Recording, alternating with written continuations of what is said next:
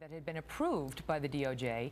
They had actually approved the number of seconds you could do, pour the water on the person's face, and then the breaks you'd have to take in between. When you did that, did you find that method too severe or too light? That actually is a good question, because it explains one of the issues that I have a problem with that's out in the press.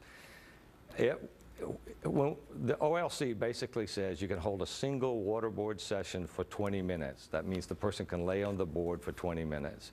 And then you can administer water from 20 to 40 seconds, allow the person to get a full breath, and then go another 20 to 40 seconds. But it became clear to me after the first, not after, but during the first time when we were doing that waterboarding, that was too much water. So what I did was I reduced the amount of time that we did pours. So for example, if you look at page 76 of the CIA IG report down at the bottom, it says that the average pour lasted about 10 seconds. So what we decided to do was to do lots of very small ones and only a couple of longer ones. We would do 2 that were 20 seconds and 1 that was 40 seconds. I don't know if you want to get that far in the weeds. But it's interesting that you changed the protocol. You wound up to make it to be less harsh than you were allowed to do. Let me ask you this. Wait, let me finish what I'm saying. The net result of that, though, is the number of pours went up, the number of repetitions went up. So when they look there and they say, he was waterboarded 83 times. He wasn't waterboarded 83 times. There were 83 separate pours, and each pour was, on average, about 10 seconds.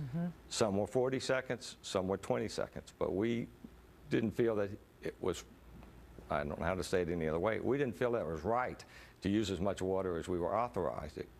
We're going to get to Khalid Sheikh Mohammed in a minute, but sticking with Abu Zubaydah for now, were all of the methods that were recited in the Senate report employed, like nudity, standing sleep deprivation, the attention grab, the insult slap, were those all used? The ones you mentioned were used. The facial grab, the abdominal slap, the kneeling stress position, walling? Walling was used. The others, if they showed up on the list, they were used. We didn't typically use a lot of those stress positions, and we didn't use any stress positions with Zubaydah because he had an injury. Okay. You know, so what happened, just so that the people know, because this is the thing that the people don't know when they hear, is we didn't just go in there and start waterboarding Abu Zubaydah. We practiced. We got briefings from the medical people. We practiced the emergency responses that we were going to do. We went through where each person was going to be if there happened to be an emergency.